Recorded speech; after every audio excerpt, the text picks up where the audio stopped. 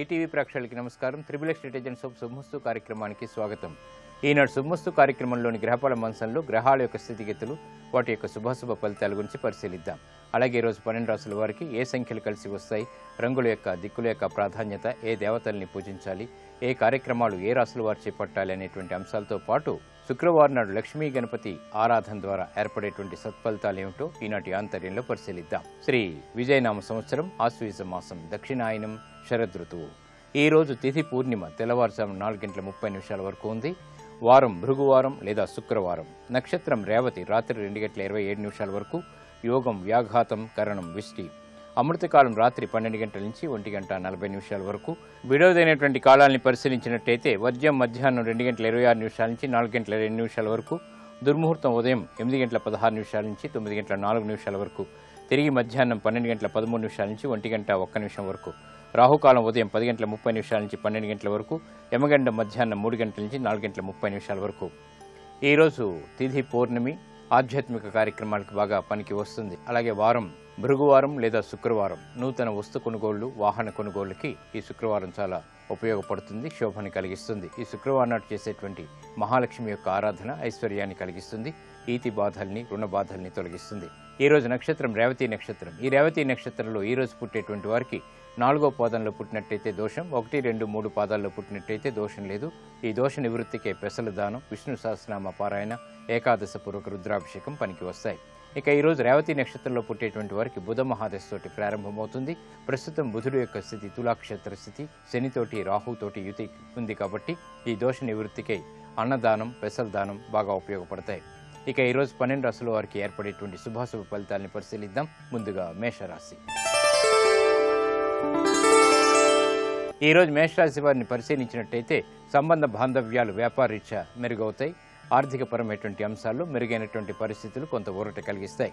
విద్యా సంబంధిత విషయాల్లో బలం చేకూరుతుంది. నూతన కార్యక్రమాలను ప్రారంభించగలుగుతారు. క్రీడా సంబంధిత వ్యవహారాల్లో కూడా ఆశించినటువంటి ప్రయోజనాలు దగ్గరవుతాయి. ఆరోగ్య విషయంలో మంచి మార్పులు చోటు చేసుకుంటాయి. ఈ రోజు మీ అదృష్ట సంఖ్య 5. ఆకుపచ్చ వర్ణం రక్షణకి తోడ్పడుతుంది. ఉత్తర దిక్కు ప్రయాణాలు శుభకరం. అనుకూల దైవం శ్రీ మహాలక్ష్మి. ఈ రోజు మీరు మహాలక్ష్మి అమ్మవారిని దర్శించడం, నమస్కరించడం, శ్రీ సూక్త విధానంతో చేపట్టేటువంటి పూజాది కార్యక్రమాలు ఆర్థికపరమైనటువంటి అంశాల్లో చిరాకుల్ని దూరం చేస్తుంది. ఆరోగ్య పరీక్షలు ఈ రోజు మీకు మేలును కలిగిస్తాయి.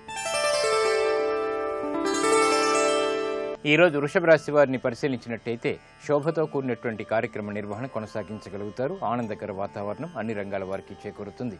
వృత్తిపరమైనటువంటి వ్యవహారాలు, ఆర్థిక సంబంధ బాంధవ్యాలు మెరుగవుతాయి. వ్యాపార ప్రయోజనాలు పొందగలుగుతారు. నూతన కార్యక్రమాలు గృహరీత్యా చేపట్టగలుగుతారు. ఆరోగ్యంలో మంచి మార్పులు ఆనందాన్ని కలిగిస్తాయి. ఈ రోజు మీ అదృష్ట సంఖ్య 2. తెలుపు వర్ణం ప్రశాంతతను పెంచుతుంది. తూర్పు దిక్కు ప్రయాణాలు శుభకరం.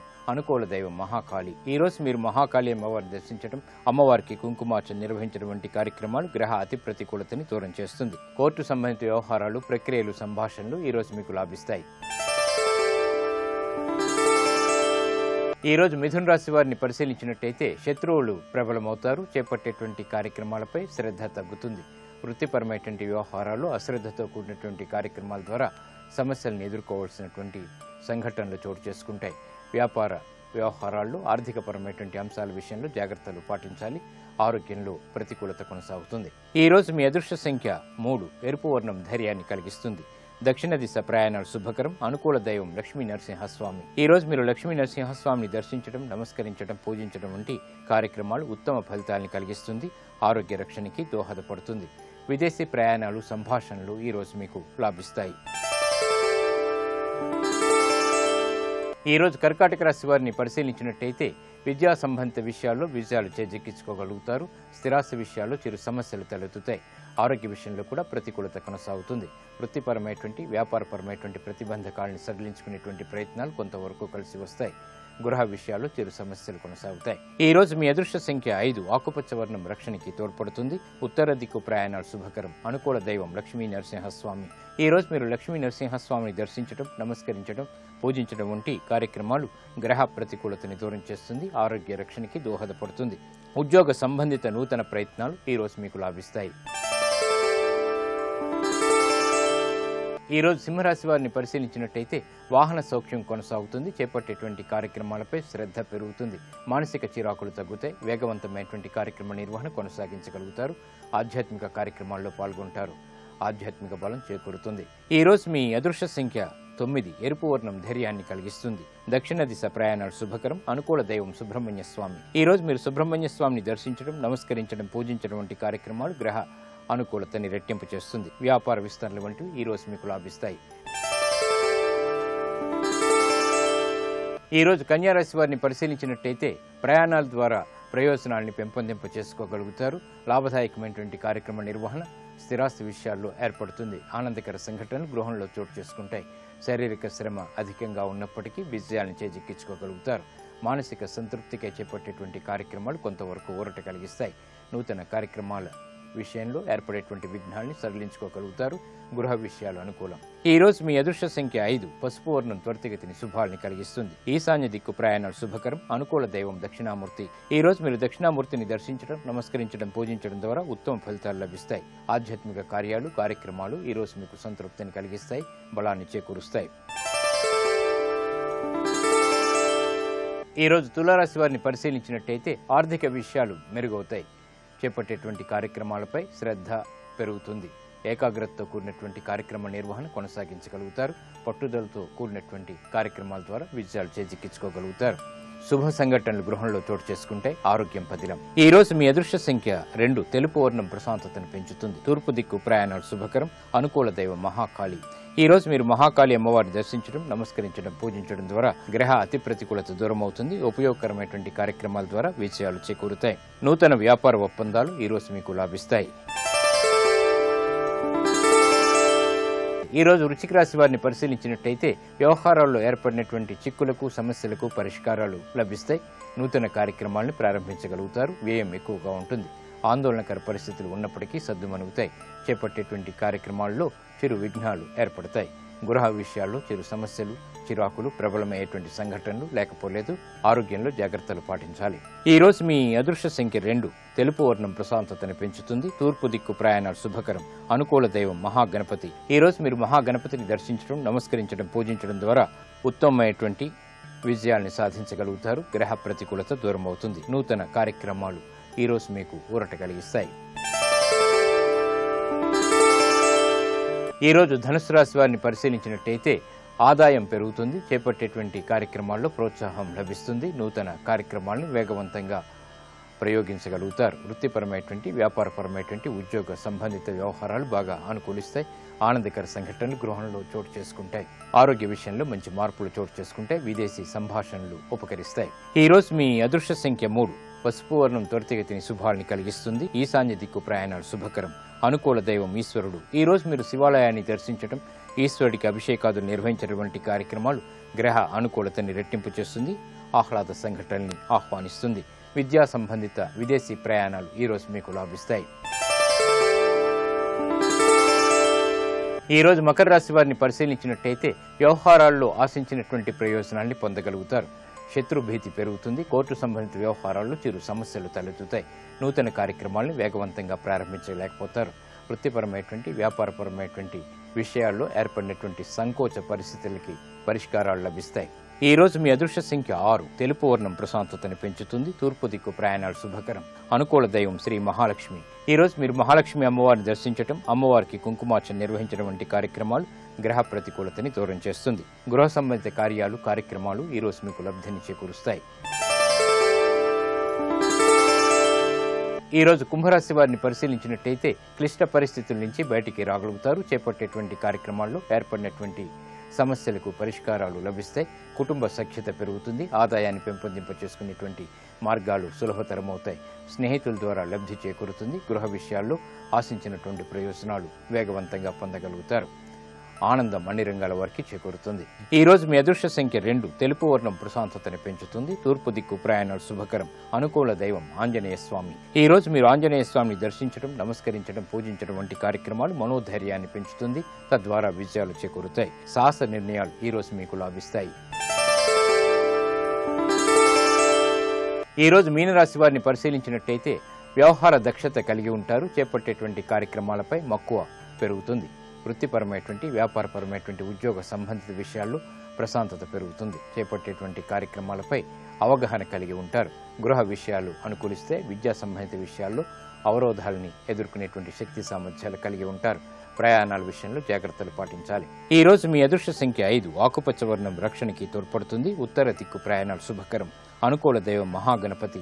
ఈ రోజు మీరు మహాగణపతిని దర్శించడం, నమస్కరించడం, పూజించడం వంటి చర్యలు గ్రహాల ద్వారా ఏర్పడేటువంటి అతి ప్రతికూలతని దూరం చేస్తుంది, ప్రమాదాల నుంచి రక్షిస్తుంది. ఆర్థిక నూతన ప్రక్రియలు, లావాదేవీలు, సంభాషణలు ఈ రోజు మీకు లాభిస్తాయి.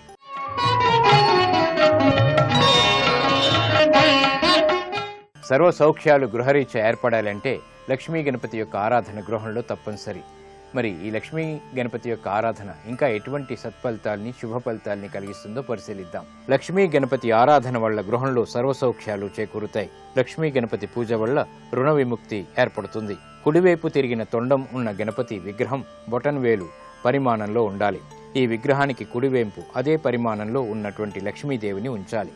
ఓ ప్రత్యేక పళ్ళెంలో బియ్యం లేదా నాణేల్ని ఉంచి వాటిపై ఈ ఇరువురు మూర్తుల్ని ఉంచాలి. ప్రతినిత్యం ధూప దీప నైవేద్యాలతో లక్ష్మీ గణపతుల్ని ఆరాధించాలి. తెల్లటి పుష్పాలతో, అక్షింతలతో లక్ష్మీ గణపతుల్ని ఆరాధించాలి. అరటి పండ్లు, బెల్లం ముక్క, ఖర్జూరాల్ని నివేదించాలి. ఓం మహాలక్ష్మి గణపతియే నమః అనేటువంటి మంత్రాన్ని 11 సార్లు ప్రతినిత్యం జపించటం వల్ల సకల విజయాలు చేకూరుతాయి. సంకష్టహర చతుర్థి నాడు ఉండ్రాళ్లు, క్షీరాన్నాన్ని నివేదించాలి. లక్ష్మీ గణపతుల్ని ప్రతినిత్యం స్మరించటం వల్ల, ఆరాధించటం వల్ల విఘ్న నివారణ, ధన సిద్ధి ఏర్పడతాయి. అనుకున్న పనుల్లో ఆటంకాలు ఏర్పడినప్పుడు లక్ష్మీ గణపతి ఆరాధనే తరుణోపాయంగా చెప్తారు. ఇది నేటి ఆంతర్యం. ఇప్పుడు గ్రహయోగంలో గ్రహాల యొక్క స్థితిగతులు, ఈ రోజు ముఖ్యంగా చేపట్టవలసినటువంటి కార్యక్రమాల గురించి తెలుసుకుంటారు. నేటి గ్రహయోగాన్ని పరిశీలించినట్లయితే శుక్రుడు శత్రుక్షేత్రమైనటువంటి కన్యా రాశిలో సంచరిస్తున్నాడు. శుక్రుడి యొక్క బలాన్ని పెంచి అనుకూల ఫలితాలను పొందటానికి ఈ రోజు మీ గృహంలో 12 ఒత్తులతో దీపాన్ని వెలిగించటం, తెల్లటి అన్నాన్ని, పంచదారను, వెన్నను ఎవరికైనా దానంగా ఇవ్వటం ద్వారా చక్కటి ప్రయోజనాలను పొందవచ్చు. ప్రధానంగా ఈరోజు కోజాగరి పూర్ణిమ, లక్ష్మీదేవికి శ్రీరామచంద్రుడికి ప్రీతిపాత్రమైనటువంటి పూర్ణిమ. ఈరోజు ఐరావతం మీద కూర్చొని ఉన్నటువంటి ఇంద్రుడి చిత్రపటానికి తెల్లటి పూలతో పూజించటం ద్వారా చక్కటి ప్రయోజనాన్ని పొందవచ్చు. అంతేకాకుండా లక్ష్మీదేవి యొక్క అనుగ్రహాన్ని పొంది ఆర్థిక అభివృద్ధిని సాధించటానికి బియ్యపు పిండిలో నీళ్లు పోసి ముద్దగా చేసి మీ గృహంలో ద్వారబంధాల మీద, గోడల మీద పాదాల గుర్తులు, శంఖం గుర్తులు, ఆకుల బొమ్మలు వేయటం ద్వారా లక్ష్మీదేవి యొక్క అనుగ్రహాన్ని పొంది అష్టైశ్వర్యాలు పొందటానికి ఆస్కారం ఉంది. అంతేకాకుండా ఈరోజు మీ ఇంట్లో గవ్వలను ఆడటం ద్వారా, గవ్వల శబ్దాన్ని చేయటం ద్వారా కూడా లక్ష్మీదేవి యొక్క అనుగ్రహాన్ని పొంది సర్వ కార్యాలలో జయాన్ని సాధించవచ్చు. ఈరోజు అక్షరాభ్యాసం కార్యక్రమాన్ని నిర్వహించటానికి, పుట్టు వెంట్రుకలు తీయటానికి కూడా అనుకూలమైన రోజు. గృహంలో భర్త ఇంటి విషయాలను గురించి సరిగా పట్టించుకోకుండా వక్ర మార్గంలో వెళుతూ భార్యకు తీరని మానసిక సంక్షోభాన్ని కలిగిస్తున్నటువంటి తరుణంలో ఈ సమస్యకు ఏదైనా పరిష్కార మార్గం ఉందా? లలితా అమ్మవారిని ఆరాధన చేయటం ద్వారా శుక్రవారం పూట స్వాధీన వల్లభ అయినటువంటి లలితా అమ్మవారికి ఆవు పాలతో చేసినటువంటి పరవాణాన్ని నైవేద్యంగా సమర్పించటం ద్వారా భర్త యొక్క మనసు మారి భార్యను ప్రేమగా చూసుకుంటూ కుటుంబ వ్యవహారాలను గురించి పట్టించుకొని సక్రమమైనటువంటి మార్గంలోకి రావటానికి ఆస్కారం ఉంది. ప్రస్తుత పోటీ ప్రపంచంలో విద్యార్థులు విద్యలలో అమోఘంగా రాణించటానికి, పోటీ పరీక్షలలో ఉత్తీర్ణులు కావటానికి ఏవైనా పరిష్కార మార్గం ఉందా అని తల్లిదండ్రులు ఆందోళన చెందుతూ ఉంటారు.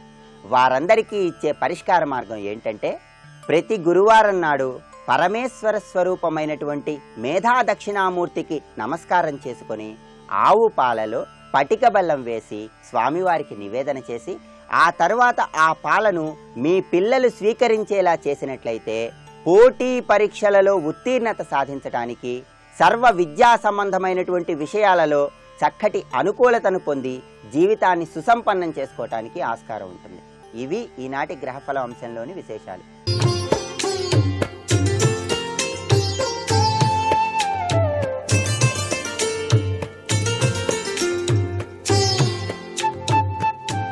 XXX డిటర్జెంట్ సోప్ శుభమస్తు కార్యక్రమంలో గృహబలం అంశానికి స్వాగతం.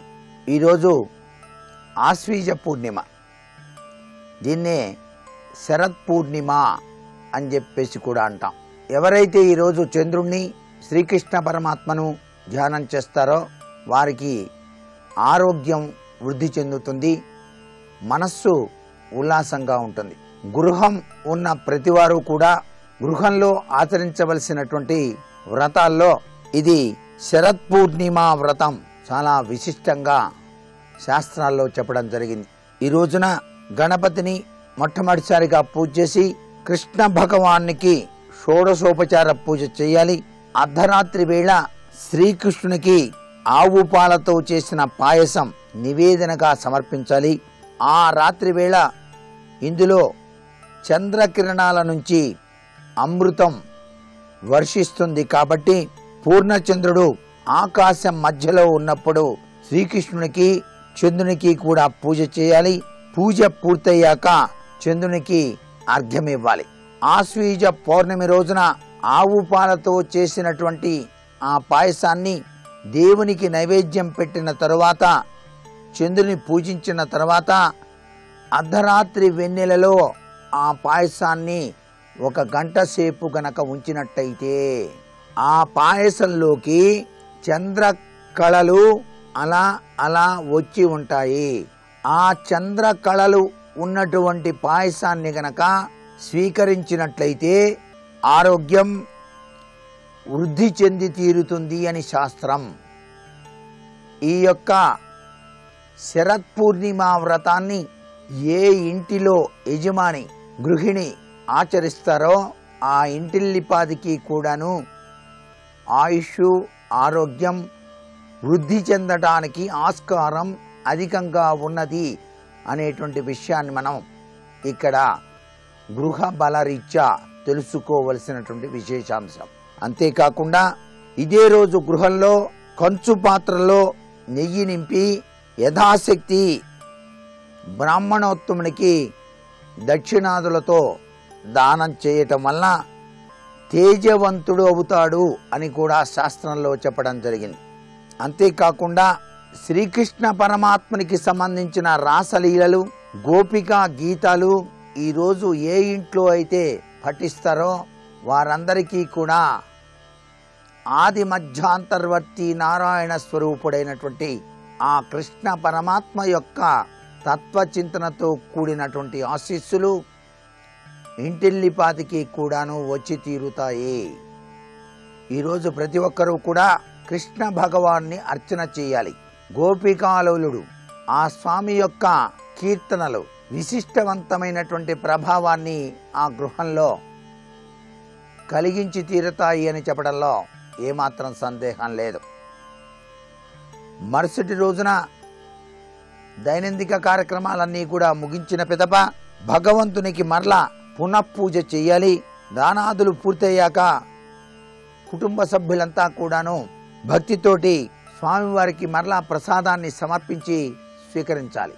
ఇలా గనక చేసినట్లయితే ఈ యొక్క శరత్ పూర్ణిమ తత్వంలో విరాజిల్లేటువంటి ఆరోగ్యం ఆయుష్ యొక్క ప్రభావం ఆ గృహంలో ఇంటిల్లిపాదికి కూడా వచ్చి తీరుతుంది అని చెప్పేసి శాస్త్రం.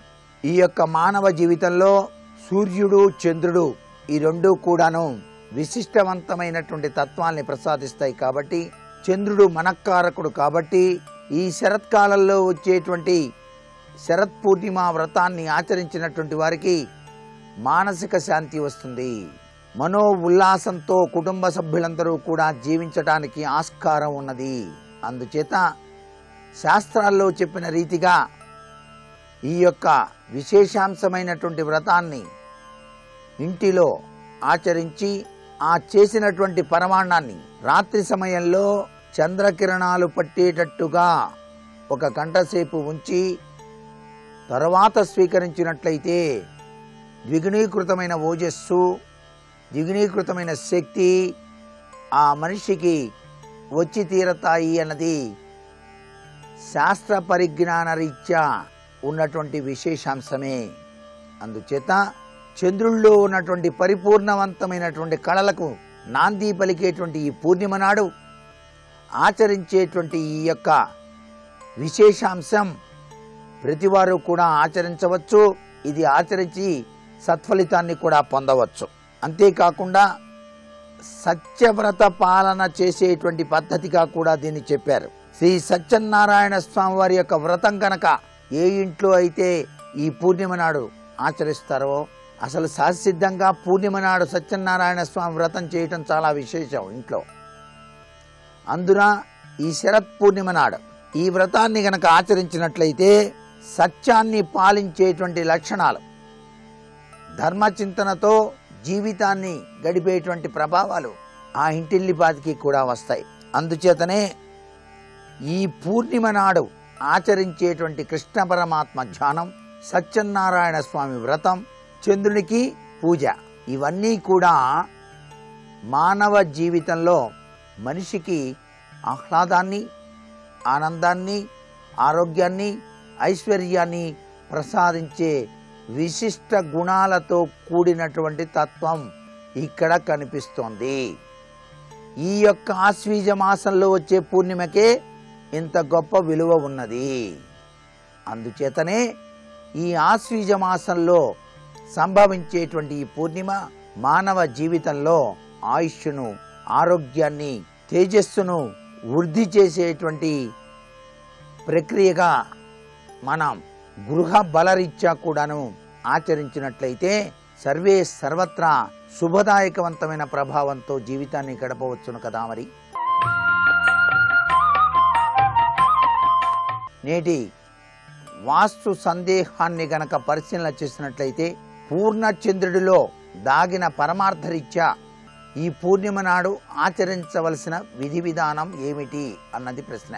పూర్ణిమ నాడు చంద్రుడు పూర్ణ కళలతో విరాజిల్లుతూ ఉంటాడు కాబట్టి చంద్రుణ్ణి ఆరాధన చేసేటువంటి విశిష్ట సంప్రదాయం పాటించినట్లయితే ఆ స్వామికి ఆవు పాలతో చేసిన నైవేద్యాన్ని సమర్పించి కాసేపు ఆ యొక్క చంద్రకిరణాలు నైవేద్యం పైన పడేటట్టుగా చూసినట్లయితే మనిషి జీవితంలో ఆయుష్, ఆరోగ్యం వృద్ధి పొందింప చేసుకోవడానికి ఆస్కారం ఉంది సుమా. మరికొన్ని ముఖ్య విషయాలు మర్నాడు చెప్పుకుందామా. మరి సర్వే జనా సుఖినో భవంతు.